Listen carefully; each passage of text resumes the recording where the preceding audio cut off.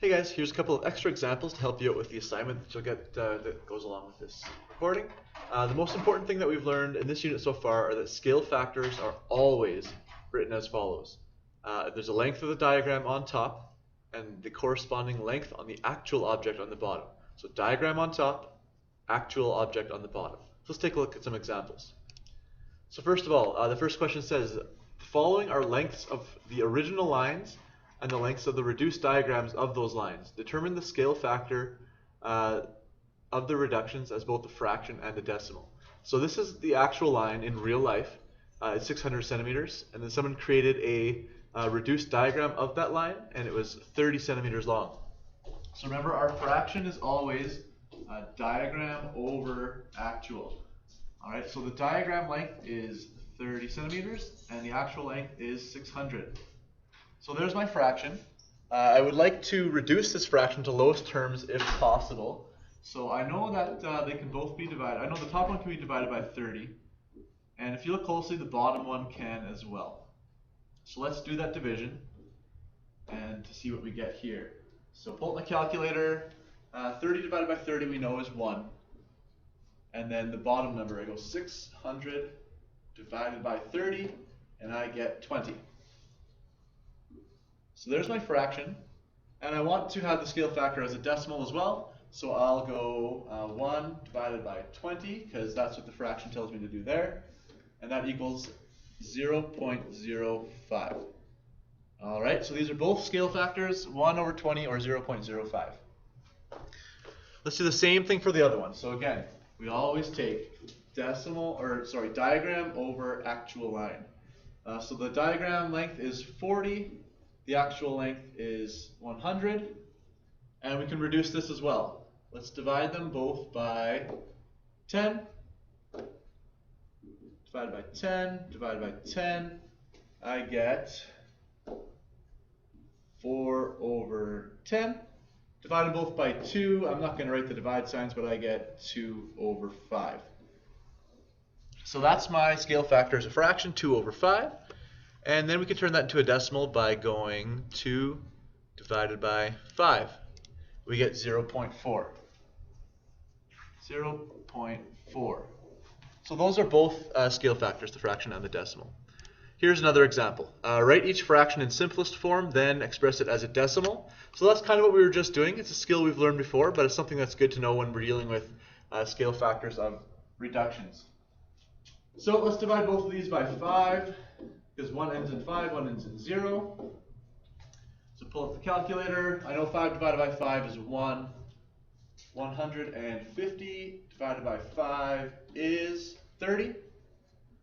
So 1 over 30 is my fraction in lowest terms. And turn that into a decimal. 1 divided by 30 equals 0.033 repeating. So that's it. That's that one. So the same thing here. They're both even numbers, so I can divide them both by 2. So divide by 2, divided by 2 equals 2 divided by 2 is 1. 90 cut in half is 45. And then calculate this as a decimal. So this is it as a fraction. As a decimal, 1 divided by 45 equals 0.022 repeating. That's pretty cool. Next example says determine the scale factors that were used to create the diagrams below. So remember, we always go diagram over original shape in your scale factors, all right? So we need to calculate, or sorry, not even calculate, count how high this shape is compared to this shape. Okay? So counting on the diagram, we have 1, 2, 3, 4. It's 4 tall. And then on the actual shape, we have 1, 2, 3, 4, 5, 6, 7, 8. 4 over 8. All right, and if we reduce that, we'd get 1/2. So that means that the diagram is half the size of the actual original shape. Okay, so let's do the same thing for this one down here. Count how high this shape is compared to how high this shape is. So the diagram is 1, 2, 3, 4 tall. That goes on top. And then the original shape is 1, 2, 3, 4, 5, 6 tall. That goes on the bottom.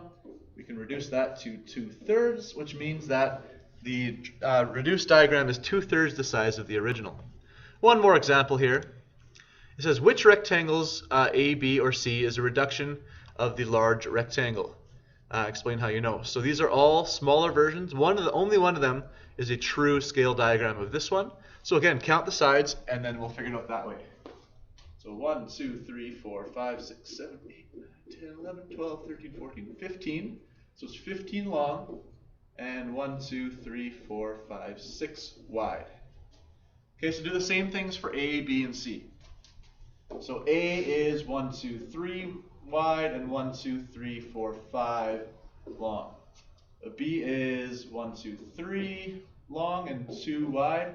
C is 2 wide and 1, 2, 3, 4, 5 tall. So what we want to do is compare the length and the width of these smaller ones compared to the length and width of the bigger one, and see which one has the same scale factor for the length and the width.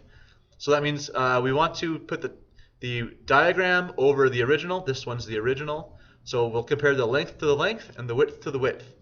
So let's go 15 over 5. Or sorry, 5 from A over 15. So this is the length of A and the length of the original. I know that that's 1/3, so that's 0.33 repeating. And then let's compare the widths. So I have 3 over 6. 3 is half of 6. So this one is not a scale diagram because the scale factors are not the same. How about B? Well, the length of this one is 3, and that's compared to the 15 up there. So 3 divided by 15, what do I get there? 3 divided by 15 equals 0.2. 0.2. And now let's compare the widths. So I have 2 on the diagram B compared to 6 in the original, so 2 versus 6. And I know that 2 is 1/3 of 6, so 0.33 repeating. So this one is also not a scale diagram because the scale factors are not the same. Let's take a look at C. For the length, I have 5. I'm going to compare that to 15. So I go 5 over 15. That equals, that's 1/3 again, so 0.33 repeating. And then compare 2 to the 6 over here. So then I go 2 over 6 equals, I know that 2 is 1/3 of 6, so 0.33 repeating. These are the same, so that means that C is a scale diagram of the original, but not A or B. So these examples will help you with your assignment coming up. So yeah, give these a watch, fill them out, and you'll be just fine on the assignment. Thanks.